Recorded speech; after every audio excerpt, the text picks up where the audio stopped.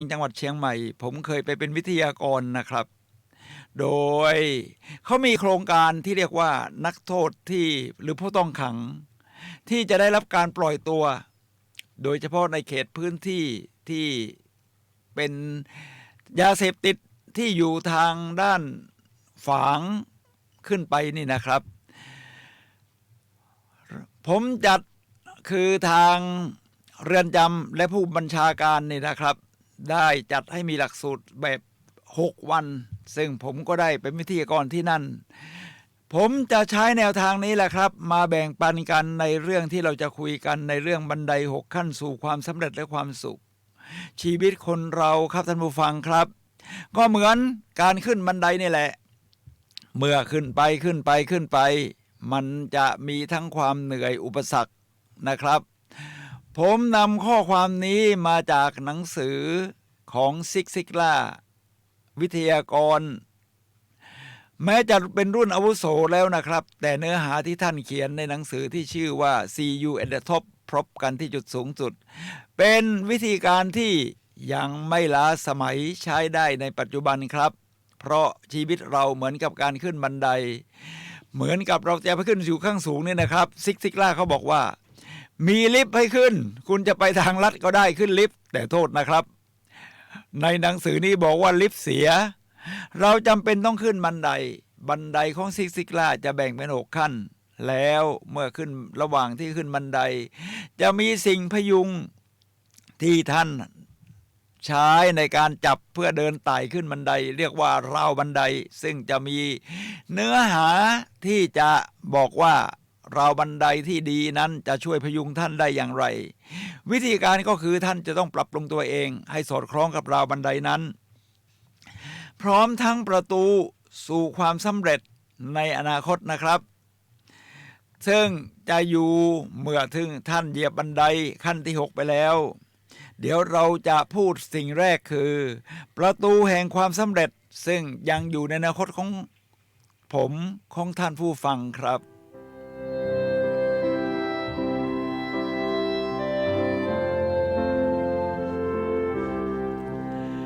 ท่านผู้ฟังครับเรามาดูที่ประตูแห่งความสำเร็จแห่งอนาคตซึ่งจะมีตั้งแต่สุขภาพดีมั่งคั่งความสุขเพื่อนฝูงเจริญรุ่งเรืองมีอิสระเสรีมีโอกาสก้าวหน้าผมจะเริ่มที่สุขภาพดีก่อนสุขภาพดีไม่มีขายท่านต้องสร้างขึ้นมาเองครับวิธีการดูแลสุขภาพเราต้องเป็นผู้รับผิดชอบต่อชีวิตของเราเองอย่างแท้จริงไม่มีใครมาดูแลเราได้แม้เขาจะบอกว่าคุณทำอย่างโน้นสิออกกำลังกายสิแต่ถ้าใจคุณไม่ไปคุณก็จะไม่ทำผมก็มีสิ่ง จูงใจให้ท่านได้เลือกเพื่อรักษาสุขภาพดีตั้งแต่อาหารการกินเราก็กินอาหารขยะให้น้อยลงกินอาหารสุขภาพให้มากขึ้นไม่ว่าจะเป็นอาหารที่ให้กากใยสูง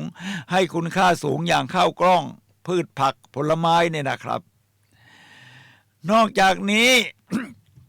สิ่งที่สำคัญมากๆคือการออกกำลังกายครับท่านผู้ฟังครับการออกกำลังกายเดี๋ยวผมจะเล่าให้ฟังว่ากีฬายอดฮิตในตอนนี้นี่คือการวิ่งมาราธอนหรือมินิมาราธอนสักครู่เดียวครับ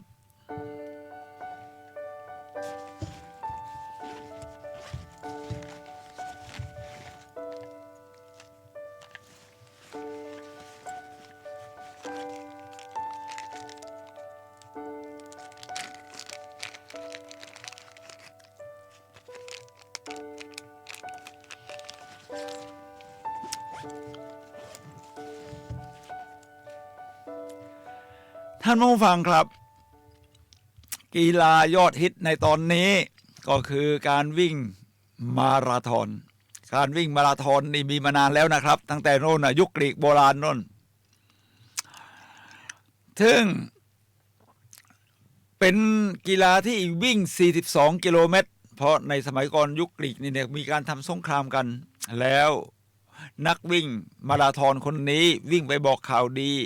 ให้กับชาวเมืองทราบว่าเราชนะสงครามแล้วท่านผู้ฟังครับกีฬานี้ก็เลยฮิตมาจนถึงปัจจุบันโดยเฉพาะในเมืองไทยนี่ผมว่ามีวิ่งทุกสัปดาห์ แต่ละสัปดาห์นี่น่ากลัวจะมีเกิน10 งานขึ้นไปครับเฉพาะในจังหวัดเชียงใหม่เรานี่ก็เป็นยอดฮิตวิ่งสัปดาห์หนึ่งผมว่ามากกว่า1 งานนะ2 3 4 งาน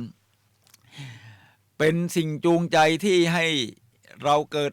ความกระตือรือร้นเป็นบรรยากาศของการวิ่งที่ยอดเยี่ยมได้เจอเพื่อนฝูงได้เจอนักวิ่งที่สร้างแรงบันดาลใจบรรยากาศก็จะจูงใจให้เราขยันวิ่งวันนี้วิ่งไม่ค่อยดีเดี๋ยวเที่ยวหน้าซ้อมให้มากขึ้นวันนี้วิ่งดีแล้วความภูมิใจก็มากขึ้นก็เต็มใจที่จะมาวิ่งงานต่อไปท่านผู้ฟังครับงานวิ่งอย่างหมาดๆร้อนๆสดๆร้อนๆเพื่อสุขภาพที่ดีเนี่ยนะครับที่ผ่านมาก็คือเมื่อวันอาทิตย์ที่ผ่านมามีงานวิ่งที่เรียกว่าทหารเสือทุ่งยังทัพที่จัดโดยกองพลทหารราบที่7อำเภอแม่ริมจังหวัดเชียงใหม่ครับวิ่งมี2แบบคือ11 กิโลเมตรกับวิ่งฟันรันก็คือประมาณสัก6 กิโลเมตรผมก็ไปสมัครวิ่งครับสมัครวิ่งเรียกว่ามินิมาราธอน11 กิโลเมตรพอไปถึงนะครับคนเขาก็คึกคักครับวันเรียกว่าวันนั้นไปสายไม่ได้วอร์มไม่ได้อะไรครับพอไปถึงเขากำลังจะเจอนักวิ่งคนหนึ่งเป็นสุภาพสตรีก็ถามเขาว่าน้องนี่วิ่งมาราธอนทหารเสือทุ่งยังทัพนี่เดี๋ยวเขาปล่อยตัวกี่โมงเขาบอกปล่อยตัวแล้วพี่หนูก็มาสายเดี๋ยวจะตามไปผมก็เลยเดินโตเตอยู่แถวนั้นแหละครับสักพักพอเดินมาที่จุดสตาร์ทอ้าวกำลังจะปล่อยตัวพอดีผมไม่ได้วอร์มไม่ได้ยืดเส้นหรอกครับวิ่งตามเข้าไปเลยนี่อาศัยว่าเราซ้อมมาอย่างดีนะครับเพราะผมซ้อมวิ่งสัปดาห์ละ4 วันและวันหนึ่งก็อย่างน้อย4 กิโลขึ้นไปจนถึง7 กิโลนั่นแหละครับพอวิ่งไปบรรยากาศมันคือคักคนมากครับผมว่าไม่น่าจะต่ำกว่า 3,000 หรือ 3,500 คนนะครับผ่านทางพื้นที่ของทหารเสร็จแล้วก็เข้าไปที่ห้วยตึงเท่าซึ่งบรรยากาศห้วยตึงเท่าผมไม่ได้มานานแล้วนี่ผมว่าเป็นหลายปีนะพอเข้าไปบรรยากาศมันเปลี่ยนไปมากทุกทีเราก็มาเดินเล่นเที่ยวคราวนี้วิ่งแบบนี้ผมไม่ได้เอาเป็นเอาตายเพื่อจะเอาสถิติหรือที่เรียกว่าเพจให้ต่ำๆซึ่งถือว่าวิ่งเร็วแต่จะวิ่งไปแวะถ่ายรูปไปคนอื่นเขาก็ทำแบบนั้นแหละครับผมเห็นเขาเดินไปถ่ายรูปไปผมก็ถ่ายรูปห้วยตึงเท่ามามากมายนี่แหละครับท่านผู้ฟังครับถ้าท่านเริ่มตรงนี้ได้วิ่งแบบสนุกครับฟันรันมี 3.5 กิโลเมตร5 กิโลเมตรก็ไปสมัครวิ่งจะทำให้ท่านมีกำลังใจที่จะซ้อมแล้วผมดู YouTube ของคนอื่นที่เป็นนักวิ่งเขาบอกว่าสมัยก่อนเขาสุขภาพไม่ดีหรอกแต่เมื่อมาวิ่งแล้วรักษาทุกโรคผมก็เห็นด้วยครับผมก็รู้สึกว่าสุขภาพผมดีขึ้นมากเพราะตอนนี้ผมได้ซ้อมวิ่งจริงๆจังๆก็เริ่มตั้งแต่มกรามีนามกรากุมภามีนาเมษายังไม่ถึง4 เดือนเต็มก็วิ่ง11-12 กิโลได้แล้วเรียกว่าผมทำได้ท่านก็ทำได้นี่คือประตูชัยประตูหนึ่งในเรื่องของสุขภาพดีครับ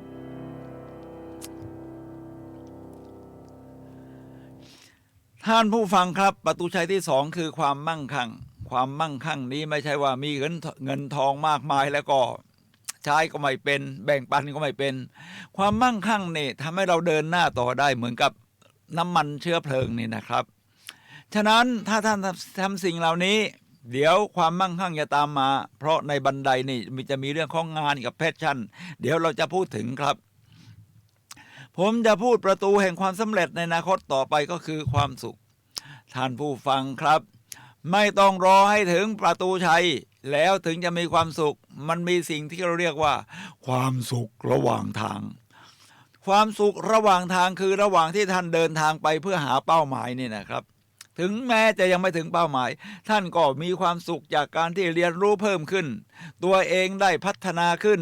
รู้จักเพื่อนฝูงมิตรภาพดีขึ้นได้เห็นเหตุการณ์ต่างๆระหว่างทางความสุขมันเกิดขึ้นระหว่างทางได้ตลอดไปครับท่านผู้ฟังครับทีนี้เมื่อตรงนั้นตรงประตูชัยจะมีสิ่งที่เรียกว่าเพื่อนฝูงเมื่อท่านประสบความสำเร็จทั้งสุขภาพดีจิตใจดีรู้จักแบ่งปันท่านก็จะมีเพื่อนฝูงที่ดีๆเข้ามาครับคือคนในโลกนี้มีเยอะแยะครับ7,000 ล้านคนแน่แต่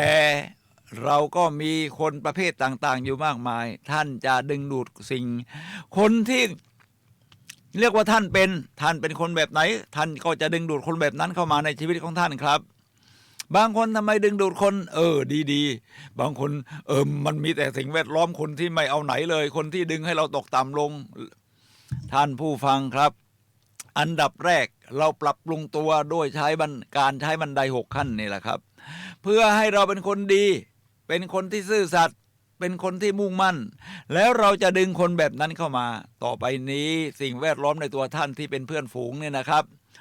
ก็จะมีคนดีๆแบบนี้เข้ามาในชีวิตครับทีนี้ประตูชัยที่ท่านจะไปถึงก็คือความเจริญรุ่งเรืองมันประกอบกันนะครับเริ่มตั้งแต่สุขภาพดีความมั่งคั่งความสุขเพื่อนฝูงมันทำให้เกิดความรุ่งเรืองเจริญเบิกบานหน้าตายิ้มแย้มแจ่มใสทิศทางในอนาคตก็สดใสขึ้นถึงจะเจออุปสรรคท่านก็สามารถที่จะฝ่าฟันมันไปได้นี่แหละครับทีนี้ที่ประตูชัยนั้นจะทำให้ท่านรู้สึกว่ามีอิสระเสรีครับอิสระเสรีเนี่ยเป็นความสุดยอดของมนุษย์เป็นสิ่งที่ต้องการสูงสุดมนุษย์ไม่ต้องการให้ใครมาบอกว่าคุณต้องทำอย่างนั้นอย่างนี้คุณมีอิสระที่จะคิดของตัวเองแต่คุณต้องมีองค์ประกอบต่างๆนะครับซึ่งบันได6 ขั้นนี้จะช่วยคุณได้ผมไปเที่ยวประเทศต่างๆมามากประเทศหนึ่งที่ผมอยากพูดถึงในเรื่องอิสระเสรีภาพมีอยู่2 ประเทศครับคือสหรัฐอเมริกาซึ่งเขาร่างไว้ในรัฐธรรมนูญของเขาว่าพลเมืองสหรัฐอเมริกาจะมีอิสระเสรีภาพแล้วที่ประเทศฝรั่งเศสนี่แหละครับมีการปฏิวัติมีการหวงแหนเสรีภาพจึงมีการปฏิวัติครั้งใหญ่ที่เรียกว่าปฏิวัติฝรั่งเศสที่เป็นแม่แบบให้กับประเทศต่างๆทั่วโลกพร้อมทั้งเดี๋ยวนี้เขายังพยุงในเรื่องของอิสระเสรีภาพอยู่ครับทีนี้มาถึงหัวข้อสุดท้ายคือคุณมีโอกาสที่จะก้าวหน้ายิ่งขึ้นเหมือนคำตรัสในศาสนาบางศาสนาที่บอกว่าถ้าเจ้ามีอยู่แล้วจะยิ่งเพิ่มให้ถ้าเจ้าไม่มีจะยิ่งดึงกลับมามีเท่าไรเพิ่มให้เท่านั้นท่านก็จะเมื่อเดินตามบันได6 ขั้นนี้ท่านได้สร้างสิ่งดีๆเพิ่มขึ้นมาในตัวของท่านเองท่านก็จะดึงสิ่งเหล่านี้ขึ้นมาโอกาสก้าวหน้าของท่านก็จะยิ่งมีมากขึ้นนี่แหละครับเรียกว่าประตูแห่งความสำเร็จแห่งอนาคตซึ่งมีสุขภาพดีความมั่งคั่งความสุขเพื่อนฝูงเจริญรุ่งเรืองมีอิสระเสรีแล้วเดี๋ยวผมจะพูดถึงบันได6 ขั้นแต่จะเริ่มที่ราวบันไดก่อนนะครับท่านผู้ฟังครับ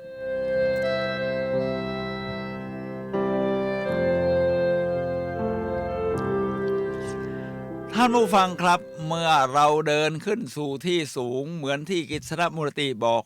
เดินทางไกลอย่าแบกของหนักเดินทางไกลอย่าแบกของหนักขึ้นที่สูงทำตัวให้เบาราวบันได6 ขั้นที่ว่านี้นี่ไม่ใช่เดิน6 ก้าวแล้วก็จะถึงคือหมายความว่าเราต้องค่อยๆเดินไปคือแต่ละก้าวนี่มันยาวมากนะครับท่านผู้ฟังครับ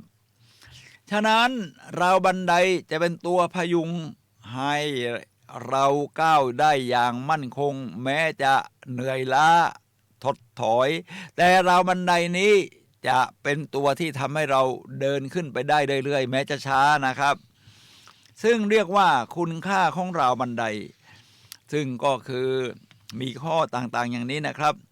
บุคลิกลักษณะที่เป็นตัวเรานี่นะครับท่านผู้ฟังครับเป็นยังไงท่าทางผ่าเผยมีนิสัยอะไรเป็นอย่างไรบ้างครับเดี๋ยวจะสอดคล้องกับบันไดขั้นที่ 2คือความศรัทธานะครับท่านผู้ฟังครับเราต้องมีศรัทธาว่าเราจะเดินตามวิถีทางที่จะปฏิบัติตัวให้ดีขึ้นพัฒนาตัวให้ดีขึ้นเพื่อแบ่งปันกับคนอื่นและโลกใบนี้เรามีศรัทธาว่าเราทำได้เรามีความเชื่อมั่นเรามีความร่วมมือกับตัวเองร่วมมือกับสังคมหมายถึงเราต้องเลือกนะครับไม่ใช่ว่าสังคมไหนก็ไปร่วมกับเขาเรื่อยมันมีทั้งดีไม่ดีท่านต้องเลือกสิ่งที่ยอดเยี่ยมสำหรับท่านและเป็นประโยชน์กับคนอื่นความร่วมมือแบบนี้เลยครับจะทำให้โลกของเราก้าวไปข้างหน้าที่เราเรียกกันว่าซินเนอร์จี้คือ1+1มากกว่า2นะรวมทั้งสำนึกคุณนะครับสำนึกคุณนี่นะครับท่านผู้ฟังครับภาษาอังกฤษเรียกว่า gratitude สำนึกคุณสิ่งที่ทำให้ท่านมาเป็นคนที่ยอดเยี่ยมแบบนี้สำนึกคุณสิ่งของที่ท่านใช้ในการชีวิตประจำวันของท่านอย่างสะดวกสบายไม่ว่าจะเป็นที่นอนหมอนมุ้งบ้านเรือนยานพาหนะโทรศัพท์มือถือรวมทั้งบุคคลและอื่นๆเช่นวลีที่อ่านจากหนังสือเนื้อหาดีๆท่านสำนึกรู้คุณได้ครับผมชอบดูหนังมังกรหยกหนังจีนตอนนี้นะครับตอนนี้กำลังดูภาค2เอี้ยกล้วยผมก็สำนึกรู้คุณในหนังนี้ครับแล้วเมื่อเราสำนึกรู้คุณผมก็จะได้หนังดีๆเข้ามาเพื่อที่จะดูเพื่อที่จะพัฒนาตัวเองนี่คือการสำนึกรู้คุณที่เราเรียกว่า gratitude ทีนี้ราวบันไดที่สำคัญอีกข้อหนึ่งคือความซื่อสัตย์ความซื่อสัตย์นี่เริ่มจากการซื่อสัตย์กับตัวเองครับว่าเราสนองต่อตัวเองในทางที่ดี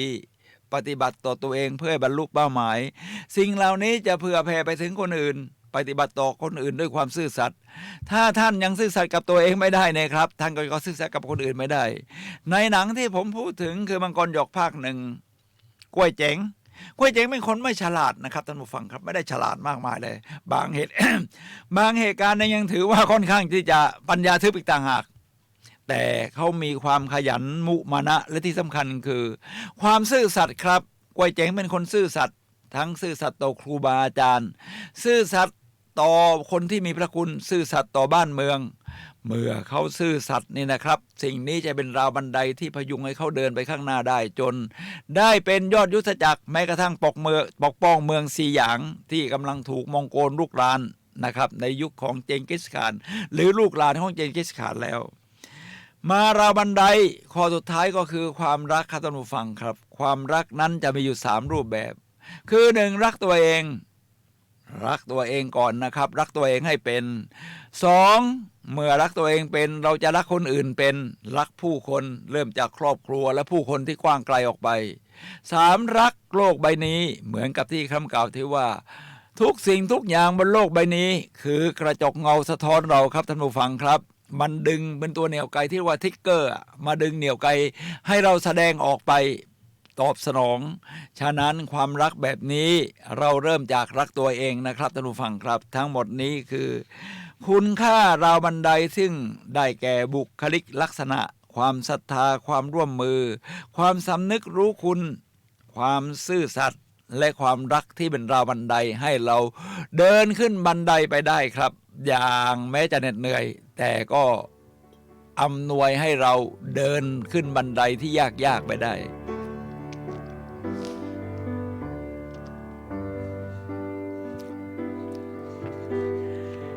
เอาละครับตอนนี้เรารู้จักประตูแห่งความสำเร็จที่จะมุ่งมั่นสู่อนาคตนี่นะครับเรารู้จักคุณค่าของราวบันไดที่เราจะพยุงตัวเพื่อเดินขึ้นบันไดไป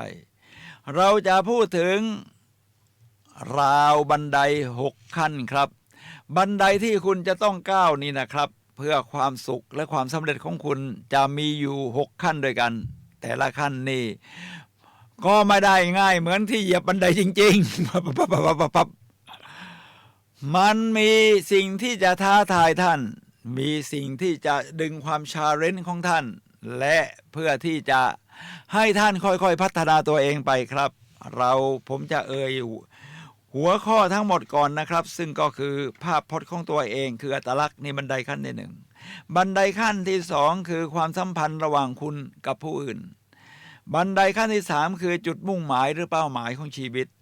บันไดขั้นที่4ทัศนคติบันไดขั้นที่5งานบันไดขั้นที่6ความปรารถนาหรือแพชชั่นครับ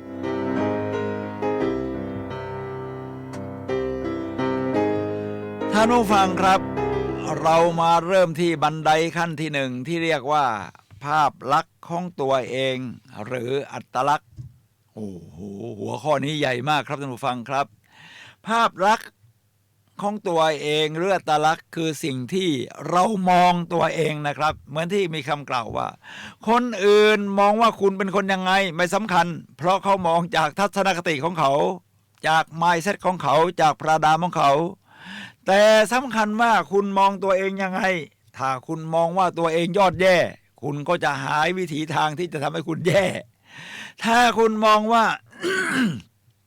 ตัวเองยอดเยี่ยมคุณก็จะหาวิถีทางทรัพยากรที่จะทำให้ตัวเองยอดเยี่ยมนี่คือการค้นหาอัตลักษณ์หรือภาพแห่งตัวตนของคุณฉะนั้นภาพเป็นตัวตนของคุณเป็นเรื่องของภายในจิตใจนะครับไม่ใช่ไปมองกระจกแล้วก็เห็นภาพตัวเองมันเริ่มขึ้นมาจากภายในที่เราเรียกว่า instincts ไม่ใช่ instincts ที่มาจากข้างนอกถ้าเป็นจากข้างนอกก็คือรูปลักษณ์ถ้าพูดถึงผู้หญิงนี่ก็จะมีเรียกว่าเดี๋ยวนี้เขามีศัลยกรรมตกแต่งพลาสติกฉีดโบท็อกอะไรเนี่ยมากมายนะครับก็มีหมอศัลยกรรมท่านหนึ่งได้ทำการทดลองหมอท่านนี้เขียนหนังสือด้วยนะครับแล้วท่านก็ทำการทดลองเพราะเป็นหมอผ่าตัดผู้หญิงอยากจะหน้าสวยทำให้แก้มตูนจมูกโด่งหรือแก้มที่มันงอกออกมามากตัดออกไปให้ผุเข้ามาหน่อยหนึ่งคางยื่นเหมือนแม่มดกอหุดเข้าไปหน่อยท่านก็ผ่าตัดได้ทีนี้จะเอารูปแบบไหนท่านก็มีให้เลือกพอเลือกเสร็จหญิงสาวบอกจะเอาแบบนี้ละหน้าแบบนี้ละท่านก็จะตกลงราคากันเรียบร้อยแล้วก็ลงมือผ่าตัดพอผ่าตัดเสร็จนะครับท่านผู้ฟังครับแน่นอน extincts คือรูปลักษณ์ภายนอกนี่ก็เป็นสิ่งสำคัญ 90% ก็จะพอใจภาพลักษณ์ใหม่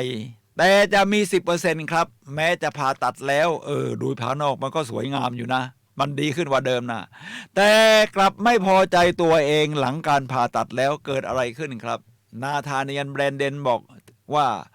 นี่คือการมองตัวเองที่เป็นอัตลักษณ์ครับเขายังเชื่อว่าตัวเองไม่สวยไม่เอาไหนเป็นความเชื่อแบบฝังใจ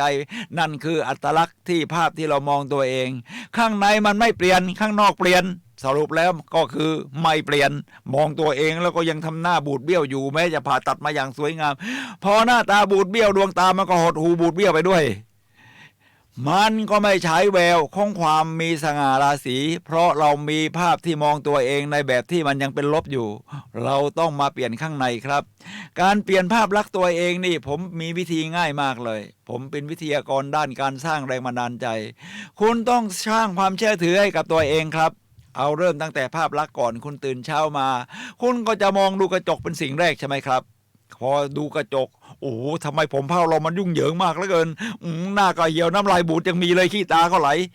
ท่านผู้ฟังครับท่านเช็ดหน้าให้ดีแล้วไปมองกระจกใหม่หวีผ้าหวีผมแล้วคราวนี้ท่านก็พูดกับตัวเองเลยโอ้โหมหาวีรบุรุษมหาวีรสตรีที่ไหนกันนี่มาปรากฏต่อหน้าฉัน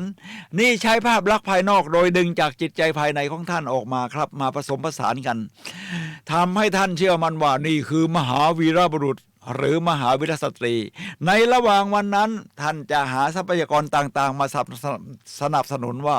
ท่านคือมหาวีรบุรุษท่านคือมหาวีรสตรีท่านก็จะหาหนังสือดีๆมาอ่านคุยกับคนที่มีความรู้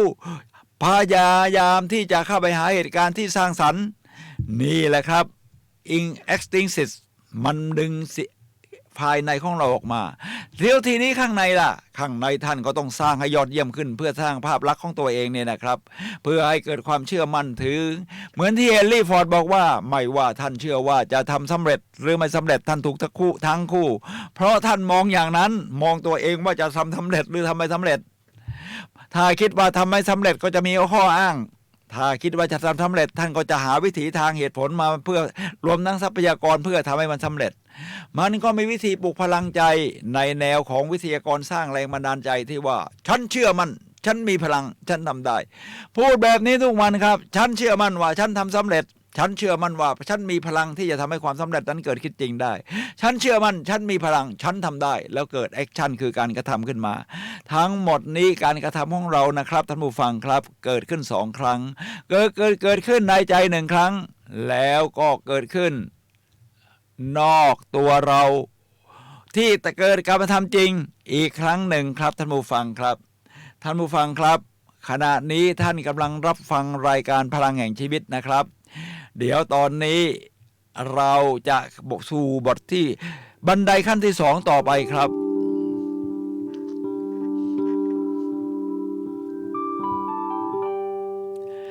ท่านผู้ฟังครับขณะนี้ท่านกำลังรับฟังรายการพลังแห่งชีวิต รายการเพื่อการสร้างแรงบันดาลใจโดยผมสุนัย ละหวิวัฒน์ผู้ดำเนินรายการครับ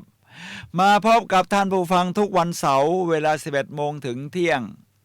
ทางสถานีวิทยุคลื่น FM 104.5 เมกะเฮิรตซ์จังหวัดเชียงใหม่ท่านผู้ฟังครับวันนี้เราคุยกันในเรื่องบันได6ขั้นสู่ความสำเร็จและความสุขซึ่งเราได้พูดถึงบันไดขั้นที่1ไปแล้วนะครับคือภาพพจน์ของตนเองหรืออัตลักษณ์เราจะพูดถึงบันไดขั้นที่2ต่อไปละคือความสัมพันธ์ระหว่างคุณกับผู้อื่นท่านผู้ฟังครับมนุษย์คือสัตว์สังคมแล้วเหมือนที่กฤษณมูลติบอกว่ามนุษย์คือความสัมพันธ์ที่เรามีกับผู้คนนี่แหละครับเริ่มตั้งแต่ความสัมพันธ์กับตัวเองตอนนี้เราจะพูดถึงความสัมพันธ์กับคนอื่นการที่จะเป็นยังไงสร้างความสัมพันธ์กับคนอื่นอย่างไรนั้นมันขึ้นอยู่กับตัวเรานี่แหละครับที่จะดึงดูดคนแบบนั้นเข้ามาแต่เราก็มีวิธีที่จะสร้างความสัมพันธ์นะครับการสร้างความสัมพันธ์นี้เป็นสิ่งที่ดีครับแต่ในแนวแรกพอความเห็นของผมก็คือเราจะต้องเลือกกัลยาณมิตรคนที่ใช่สร้างสรรค์เราเขาพัฒนาตัวเองด้วยคนแบบนี้ท่านไปเป็นเพื่อนกับเขาช่วยกันพยุงแล้วเมื่อได้คนแบบนี้การแบ่งปันก็จะยอดเยี่ยมขึ้นเกิดซินเนอร์จี้ที่เราเรียกว่า1+1มากกว่า2นะท่านทำคนเดียวได้แค่นี้2คนได้แค่นี้พอบวกกันปั๊บมันก็จะได้มากกว่า2เป็น3 4 5หรือเป็น100นี่แหละครับท่านผู้ฟังครับ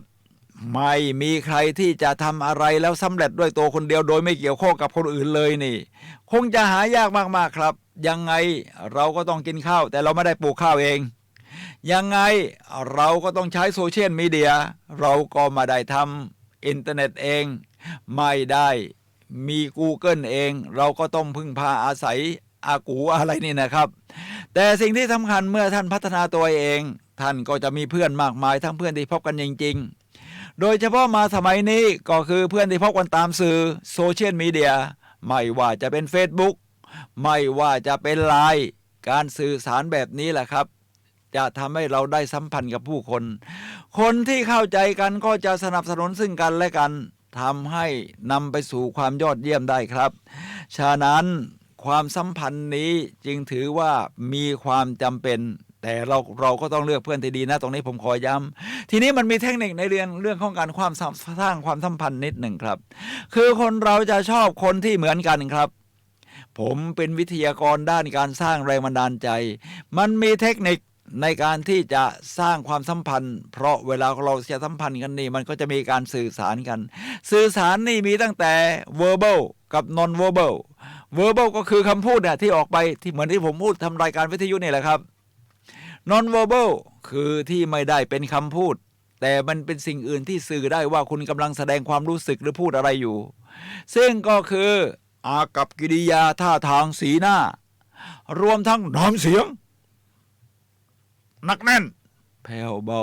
มันแสดงออกผสมกลมกลืนกับเนื้อเรื่องหรือคำพูดที่คุณกำลังสื่อออกไปครับฉะนั้นกูรูทั้งหลายได้ทำการวิจัยแล้วก็บอกว่าคำพูดจริงๆเช่นผมรักคุณนั้นมีน้ำหนักแค่ 7% ที่เหลือนี้เป็น non verbal คือไม่ได้เป็นคำพูดจริงๆหรอกภาษากายในสำคัญมากครับเวลาสื่อสารกับผู้คนคือจะมีน้ำหนักถึง 55% ครับท่านผู้ฟังครับถ้าบอกว่ารักคุณหน้าคุณก็ยิ้มแย้มให้เข้ากับเนื้อหาเขาคำพูดที่ออกไปเหมือนที่แอนโทนี โรบินบอกว่ามันเป็นเนื้อเดียวกันนะถ้าคุณบอกว่าผมรักคุณแล้วหน้าคุณบันบูดเบี้ยวมันฝืนความรู้สึกกันละครับไม่ได้เป็นเนื้อเดียวกันและรวมทั้งสีหน้าแววตามันจะเป็นตัวบอกครับว่าเรารู้สึกยังไงเพราะเวลาสื่อสารจริงๆนี่คนเขาจำไม่ได้หรอกว่าที่คุณเนื้อหาที่คุณพูดนี่มันเป็นยังไงในรายละเอียดเขาจะจำได้ว่าคุณทำให้เขารู้สึกอย่างไรฉะนั้นแววตาสีหน้ามันส่งรวมทั้งภาษามือนี่นะครับและตัวที่สำคัญที่2ก็คือคุณภาพของเสียงที่เราเรียกว่าดังเบาเร็วช้าสูงต่ำเน้นคำเว้นจังหวะตรงนี้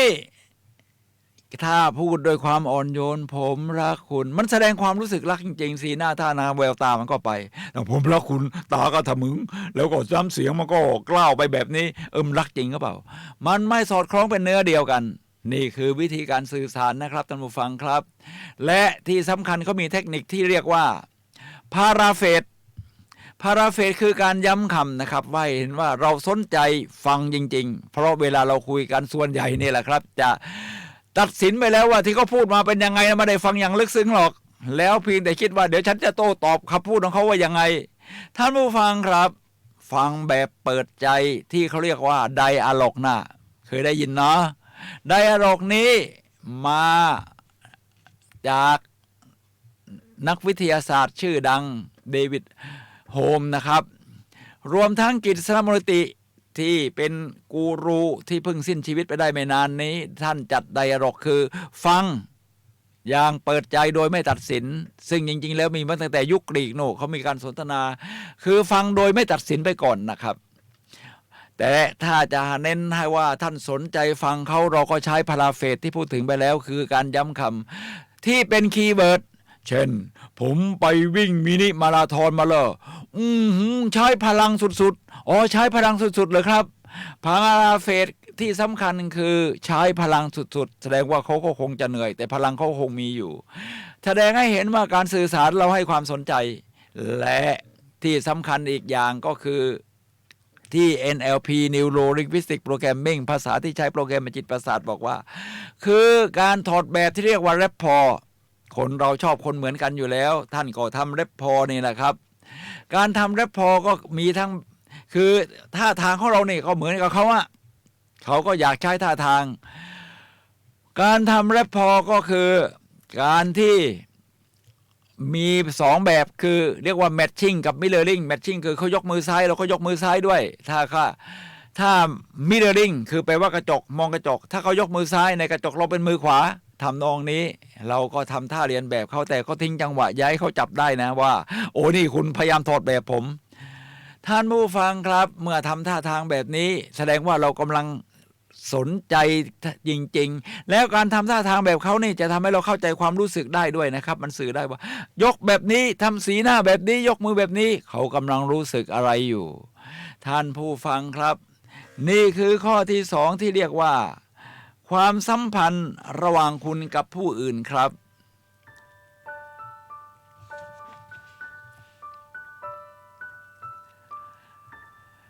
ท่านผู้ฟังครับเราจะเข้ามาอยู่ข้อที่3ที่เรียกว่าจุดมุ่งหมายหรือมีเป้าหมายที่เรียกว่า Life Purpose ผมว่าข้อนี้สำคัญมากๆครับเป็นบันไดขั้นที่3ที่คุณจะต้องเหยียบย่างไปแล้วจะต้องหายพบผมเป็นวิทยากรด้านการสร้างแรงบันดาลใจผมก็จะมีคำถามกับผู้ฟังว่าให้ยกมือนะว่าใครที่ค้นพบว่าตัวเองเกิดมาในชาตินี้เพื่อทำอะไรถ้ารู้แล้วยกมือ100 คนนี่มียกไม่ถึง10แหละครับทุกคลาสที่สอนมา500กว่าคลาสเนี่ยนะครับไม่ถึง10ครับท่านผู้ฟังครับยังไม่รู้ว่าเกิดมาเพื่อทำอะไรเพราะมันเป็นเรื่องยากแม้กระทั่งผมเองนี่มารู้ว่าตอนอายุมากๆแล้วนะคืออย่างอื่นทำมานี่มันเป็น extinction คือความกดดันทางสังคมความนับถือทางสังคมสังคมให้การยอมรับเราก็นึกว่ามันใช่แต่จริงๆแล้วนี่จุดมุ่งหมายชีวิตของเรามันต้องมาจากข้างในจริงๆครับจุดมุ่งหมายชีวิตของเราก็หาดูว่าอะไรทำแล้วมันดีมันยอดเยี่ยมฉะนั้นจุดมุ่งหมายในชีวิตของผมขอยกตัวอย่างนะครับท่านไม่จำเป็นต้องเหมือนผมเพราะว่าจุดมุ่งหมายในชีวิตของแต่ละคนนี่ก็จะต่างกันไปหรือที่เรียกว่า Man Search for Meaning ของวิกเตอร์แฟรงเคิลนะคือผู้คนค้นหาเป้าหมายของตัวเองว่าเขาเกิดมาทำอะไรสำหรับผมค้นพบแล้วครับผมจะมีอยู่3อย่าง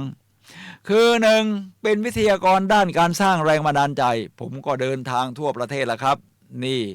สัปดาห์ที่ผ่านมาก็เพิ่งกลับจากการจัดฝึกอบรมให้กับพนักงานของบริษัท Honda ที่อยุธยาซึ่งหมายถึงว่าเป็นโรงงานขนาดใหญ่นะครับที่ Honda ที่อยุธยานี่เป็นโรงงานขนาดใหญ่มีพนักงานทั้งหมด 5,000 กว่าคนและมี2ลายการผลิตพื้นที่700กว่าไร่เวลาจะเข้าไปดูโรงงานเนี่ยครับผมจะต้องฝากของไว้ทั้งหมด โทรศัพท์มือถือต้องขออนุญาตเป็นพิเศษถึงจะเข้าได้ถูกใส่ถุงพลาสติกห้ามเอามาถ่ายรูปไปเป็นวิทยากรที่นี่ผมก็เลยได้รับการเรียนรู้จากเขาด้วยว่าระบบของญี่ปุ่นนี่ยอดเยี่ยมจริงๆครับเพราะฉะนั้นรถยนต์ของ Honda ถึงมีคุณภาพขนาดนี้เป็นหลักสูตรเต็มวันซึ่งนี่คือเป้าหมายในชีวิตของผมและอีกสัปดาห์หนึ่งก็จะเดินทางไปที่โรงพยาบาลลำปลายมาศจังหวัดบุรีรัมย์อยู่ถึงภาคอีสานครับท่านผู้ฟังครับอีสานตอนใต้แต่มาเชิญวิทยากรจากเชียงใหม่ผมอาจารย์สุนัยเราให้ไปวัดเดินทาง2 ตลบนะครับคือจากเชียงใหม่บินไปดอนเมืองจากดอนเมืองบินไปที่สนามบินจังหวัดบุรีรัมย์พอลงจากสนามบินนั่งรถมาอีกชั่วโมงกว่าเพื่อซื้อเข้ารถมารับนะครับ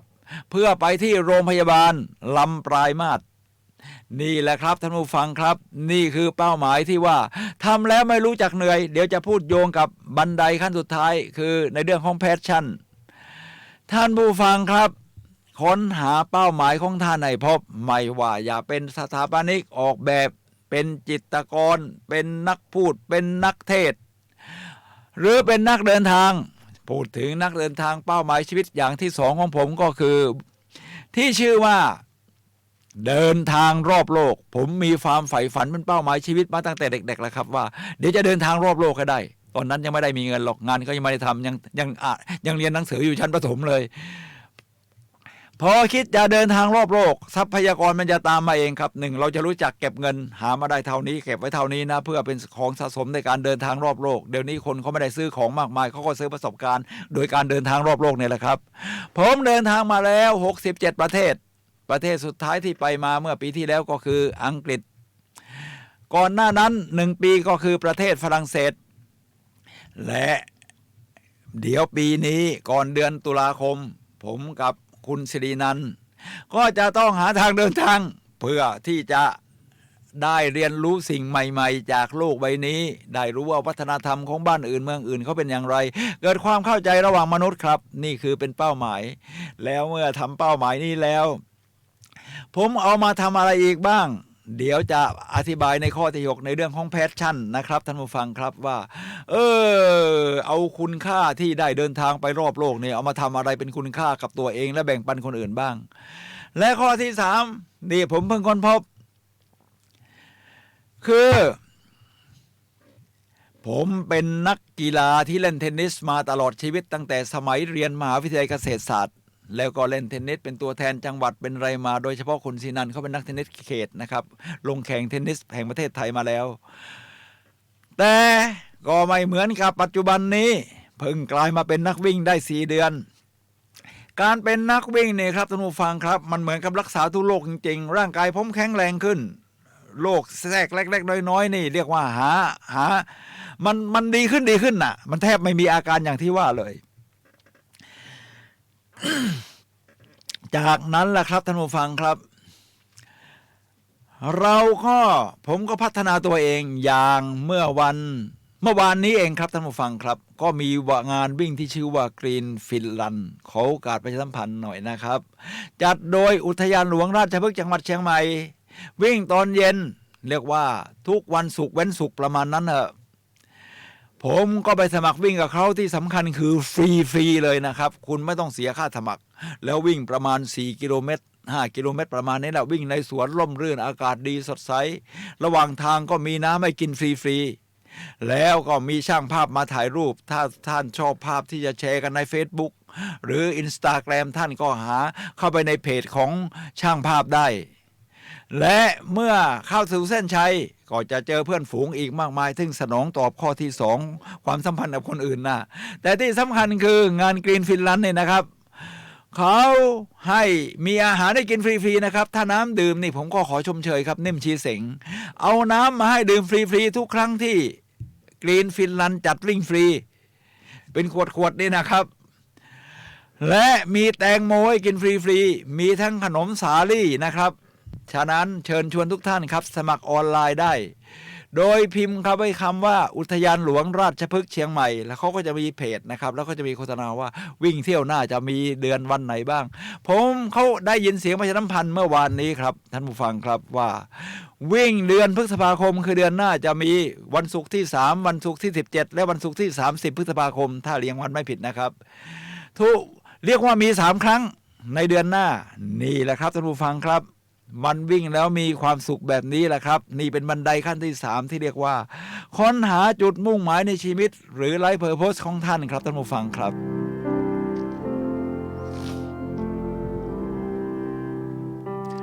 ท่านผู้ฟังครับขณะนี้เราเหลือเวลา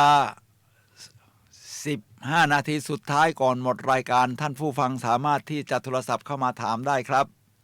ที่หมายเลขโทรศัพท์มือถือของผู้ดำเนินรายการ0857088122 ในระหว่างที่รอโทรศัพท์ผมจะพูดถึงบันไดขั้นที่3เรื่องทัศนคติครับทัศนคติหรือ attitude นี่มันมาจากข้างในแท้ๆเลยนะ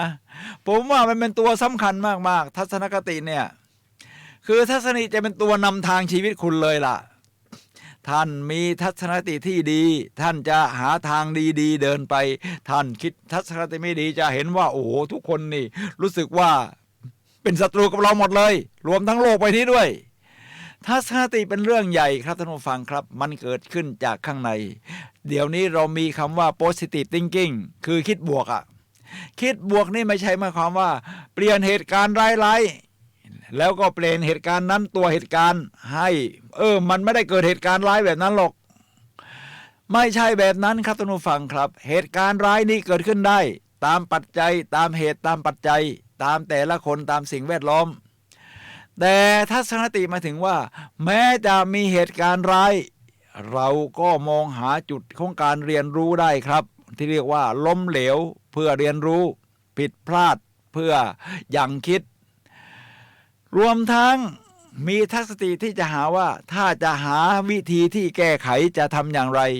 มันเป็นเรื่องของทัศนคติทั้งสิ้นครับท่านผู้ฟังครับแล้วทัศนคติแบบนี้จะเป็นตัวนำทางรวมทั้งเหตุการณ์ที่เกิดขึ้นเนี่ยแหละครับเหตุการณ์ที่เกิดขึ้นมันก็มีคำกล่าวที่เรียกว่าเราไม่สามารถเปลี่ยนแปลงเหตุการณ์ที่เกิดขึ้นได้ 100% เราจะเปลี่ยนได้เฉพาะบางอย่างแล้วสิ่งที่เปลี่ยนไปกันไม่ได้ล่ะท่านทำอย่างไรจึงมีคำพูดที่เรียกว่าสิ่งที่เกิดขึ้นกับเราไม่สำคัญเท่าการตอบสนองของเราต่อสิ่งที่เกิดขึ้นครับท่านผู้ฟังครับเวลามีอะไรเกิดขึ้นถ้าเป็นคนทั่วไปที่ไม่ได้พัฒนาตัวเองเขาจะสนองตอบไปตามสัญชาตญาณและจิตใต้สำนึกของเราพลั่วทันทีเคยโต้ตอบแบบนี้ฉันชำนาญแบบนี้เลยสมองนี่มันเกิดไมอีดีแล้วนี่เกิดนิวรอนเส้นตรงพลั่วมันก็สนองตอบแบบนี้นะครับจากจิตใต้สำนึกแต่ถ้าเราเป็นผู้เรียนรู้แล้วมีสติตั้งมั่นแล้วเนี่ยนะครับท่านผู้ฟังครับมันจะมีช่องว่างระหว่างสิ่งที่เกิดขึ้นกับการตอบสนองเราเรียกว่าช่องว่างตรงนี้ที่วิกเตอร์แฟรงเคิลเรียกว่าอิสรภาพของการเลือกท่านเลือกจะสนองตอบแบบพลั่วหรือกันกรองไตรตรองแล้วค่อยสนองตอบสิ่งที่เกิดขึ้นกับเรานะครับไม่สำคัญเท่าการตอบสนองของเราต่อสิ่งที่เกิดขึ้นนี่คือเรื่องของทัศนคติครับท่านผู้ฟังครับเมื่อท่านมีทัศนคติที่ดีท่านจะดึงทัศนคติที่ดีขึ้นมาได้เรื่อยๆขึ้นมาได้เรื่อยๆทัศนคตินี้จึงเป็นเรื่องใหญ่เหมือนกับที่หลักการทางจิตวิทยาเขาก็จะมีเรียกว่าพาราดามคือกรอบความคิดที่เราฝังและประสบการณ์ที่เราฝังเข้ามาในตัวเราเราก็สนองตอบแบบนั้นแหละแต่พาราดามนี่ชิปได้ไหมมันชิปได้ครับมันยกระดับของทัศนคติขึ้นไปได้เราเพียงแต่หาตัวเลือกระหว่างช่องว่างของสิ่งที่เกิดขึ้นกับการตอบสนองรวมทั้งมากันกรองวิธีคิดใหม่มองหาจุดบวกของแต่ละจุดในเส้นทางที่เดินไปไม่มีอะไรที่มันเลวร้ายบริสุทธิ์ไปทุกอย่างหรอกครับมันจะมีจุดบวกให้ท่านเลือกเหมือนกับที่หลักสูตรของซาเทียของเวอร์จิเนียซาเทียได้บอกว่ามองหาจุดบวกในทุกสถานการณ์ไม่ว่าจะดีหรือเลวร้ายที่เกิดขึ้นกับในชีวิตของเรานี่คือเรื่องของทัศนคติครับท่านผู้ฟังครับเป็นบันไดขั้นที่4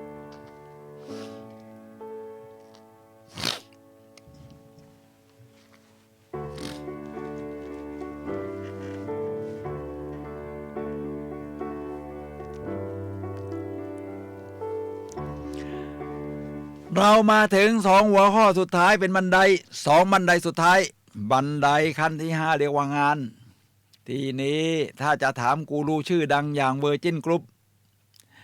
หรือริชาร์ดแบรนสันนะครับซึ่งเขาเป็นผู้ก่อตั้งริชาร์ดแบรนสันก็บอกว่ามีคนมาสัมภาษณ์ว่าแล้วท่านท่านมีผลงานยอดเยี่ยมทั้งมีเวอร์จินกรุ๊ปทั้งทำจรวดบินไปในอวกาศทำนำเที่ยวด้วยมีทั้งสายการบินเวอร์จินแอตแลนติกมีทั้งสื่อต่างๆร้านผลิตแผ่นเสียงผลิตวิดีโอท่านทำยังไงครับท่านแยกชีวิตส่วนตัวกับงานยังไงริชาร์ดแบรนเลอร์บอกว่างานกับชีวิตไม่ได้แยกขาดจากกันงานกับการพักผ่อนไม่ได้แยกขาดจากกันครับท่านผู้ฟังครับมันเป็นส่วนหนึ่งของการรวมกันและกันเหมือนคนบอกว่าเวลาทำงานที่ออฟฟิศพอประตูปิดปังเดินออกจากออฟฟิศงานหยุดแล้วก็ชีวิตอีกแบบหนึ่งก็จะตามมาคือการพักผ่อนไม่ใช่ครับท่านผู้ฟังครับถ้าข้อที่6นี่เป็นเรื่องของแพชชั่นนี่เดี๋ยวทั้งหมดมันเป็นเนื้อเดียวกันมันเป็นเนื้อเดียวกันเมื่อท่านทำแบบนั้นได้ท่านก็จะรู้สึกว่างานไม่ใช่งานอีกทุกอย่างมันคือความความสนุกความสุดยอดในชีวิตผมเป็นวิทยากรด้านการสร้างแรงบันดาลใจที่เดินทางบรรยายทั่วประเทศนะครับก็ไม่ได้คิดว่างานจะต้องแยกจากการพักผ่อนระหว่างเดินทางผมก็คิดเรื่องงานไปด้วยพักผ่อนผมก็พักผ่อนไปด้วยมันผสมผสานกันมันมีความสุขถ้าท่านแยกออกจากกันแสดงว่างานมันมีความทุกข์ขนาดหนักแล้วมันจะเป็นใช่งานที่สร้างสรรค์ของท่านได้ยังไงจึงต้องหาเป้าหมายให้เจอในบันไดข้อที่3เสียก่อนบันไดขั้นที่3เนี่ยครับหาเป้าหมายว่ามันทำแล้วมันมีความสุขนะท่านผู้ฟังครับนี่คือริชาร์ดแบรนสันจึงบอกว่างานเป็นส่วนผสมที่เกิดขึ้นนะครับระหว่างการพักผ่อนกับการทำงานจริงๆมันเป็นเนื้อเดียวกันเวลาเขาจะคิดเรื่องงานเนี่ยเขาก็พาพนักงานของเขาผู้บริหารไปที่เกาะเวอร์จินนะครับที่อยู่ในมหาสมุทรแปซิฟิกเนี่ยแล้วก็ทั้งพักผ่อนทั้งครีเอทว่าปีหน้าเราจะทำยังไงกันผมยกตัวอย่างอีกอย่างหนึ่งในเรื่องของงานกับการพักผ่อนมาผสมผสานกันนี่นะครับก็คือว่าไนกี้ถ้าท่านออกกำลังกายท่านก็จะมียี่ห้อนี้ที่มันโด่งดังมากคือไนกี้เนี่ย just do it แค่ทำมันที่โด่งดังมากๆคือรองเท้าไนกี้แต่มีหลายรุ่นหลายแบบพื้นรองเท้าไนกี้ครับท่านผู้ฟังครับก็จะมีหลายรุ่นหลายแบบพื้นรองเท้านี่ที่ออกมาเป็นจุดนะครับเพราะว่าผู้ก่อตั้งไนกี้ตอนนั้นเขากำลังพักผ่อนอยู่ที่บ้านแล้วเห็นภรรยาทำเขาเรียกวัฟเฟิลนะครับใช้เตาที่เป็น2ฝาเป็นเหล็กนะครับเคลือบแล้วทำขนมนะครับแล้วก็ทำเป็นปุ่มๆมาเขาก็คิดว่าโอ้ถ้ารองเท้าของเรามือพื้นแบบนี้มันจะต้องเหยียบได้มั่นไม่ลื่นถลายแล้วก็วิ่งได้ดีเขาก็เอาขนมวัฟเฟิลของภรรยาเนี่ยแหละครับเป็นต้นแบบให้กับช่างทำรองเท้าของบริษัทเขาไนกี้เลยมีรองเท้าที่เรียกว่าไควัฟเฟิลในยุคนั้นๆนี่แหละครับคืองานที่ท่านชื่นชอบครับท่านผู้ฟังครับ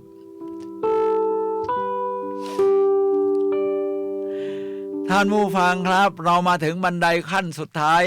ที่ชื่อว่าความปรารถนาหรือแพชชั่นเนี่ยแหละครับท่านผู้ฟังครับคือสิ่งที่เราหลงไหลทำอย่างไม่รู้จักเหน็ดเหนื่อยถึงเหนื่อยมันก็ไม่รู้จักเหนื่อยนะมันอิ่มใจอยู่ข้างในแล้วทำไปแล้วมันมีความสุขมันลื่นไหลเหมือนโฟลว์หรือว่าลื่นไหลไปเหมือนกับที่ซิกเซนมิไฮยีกูรูชื่อดังบอกว่ามันลื่นไหลไปอย่างยอดเยี่ยมถ้าท่านพบบันไดขั้นที่3แล้วคือรู้ว่าเป้าหมายแล้วเป้าหมายนั้นทำให้ท่านทำได้อย่างลื่นไหลไปอย่างยอดเยี่ยมเนี่ยนะครับนั่นแหละคือใช่ผมเป็นวิทยากรสร้างแรงบันดาลใจผมก็รู้สึกว่าผมเตรียมการสอนอย่างลื่นไหลระหว่างบรรยายเป็นหลักสูตร1วันหรือ2วันผมก็บรรยายได้อย่างลื่นไหลยืนตลอดเวลาแทบไม่ต้องนั่งเลยมันลื่นไหลแบบนี้ครับท่านผู้ฟังครับผมเป็นนักเดินทางรอบโลกมา68ประเทศแล้วผมก็รู้สึกเวลาไปเที่ยวนี่การเตรียม ว่าจะไปตรงไหนบ้างเดินยังไงขึ้นรถไฟใต้ดินตรงจุดไหนสถานีอะไรมันลื่นไหลครับเวลาไปจริงๆมันก็ลื่นไหลความสุขระหว่างทางทัศนคติที่ดีมันผสมผสานกันทั้งบันได6 ขั้นและเมื่อเรากลับมาผมก็ยังสร้างแรงบันดาลใจอีกให้มันลื่นไหลเราจะเอาสิ่งที่กลับมานี่มาสร้างแพชชั่นยังไงนะเนี่ย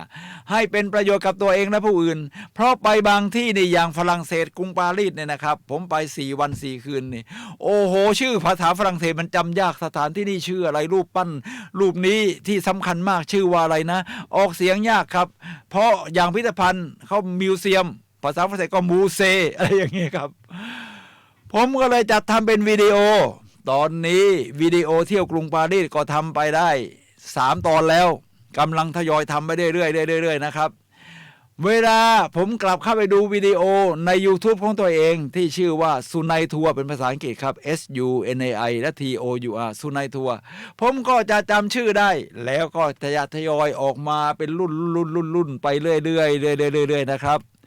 มันทำแล้วไม่รู้จักเหน็ดเหนื่อยตัดต่อวิดีโอเองเลือกรูปภาพเองคัดชื่อสถานที่สำคัญเองแล้วก็ส่งขึ้น YouTube เองดูเองแม้ว่าตอนนี้ยังไม่มีใครดูแต่ว่าต่อไปจะต้องมีแน่เพราะว่าเวลาเราดูรายการท่องเที่ยวมันมีแต่ภาษาอังกฤษถ้าท่านอยากฟังภาษาไทยก็ดูสุนัยทัวร์นี่แหละของอาจารย์สุนัย ลาภไวยวัฒน์